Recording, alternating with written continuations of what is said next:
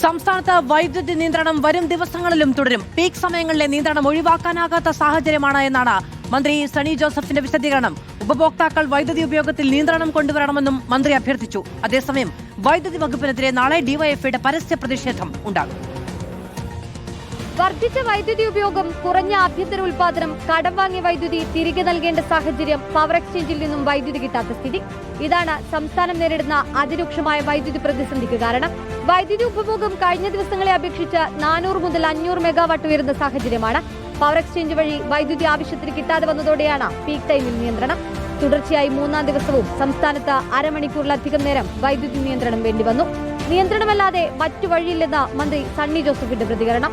ഉൽപാദനത്തിലെ വലിയ കുറവ്, ഉപഭോഗത്തിലെ വലിയ വർധനവ്, ഇതാണ് പ്രതിസന്ധിയുടെ കാരണം.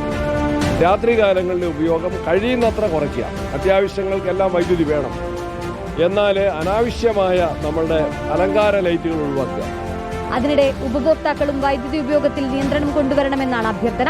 അലങ്കാര വിളക്കുകൾ ഒഴിവാക്കണമെന്നും എസിയുടെ താപനില 25 മുകളിൽ ക്രമീകരിക്കണമെന്നും തുടങ്ങി നിരവധി നിർദ്ദേശങ്ങൾ മുന്നോട്ട് വയ്ക്കുന്നു.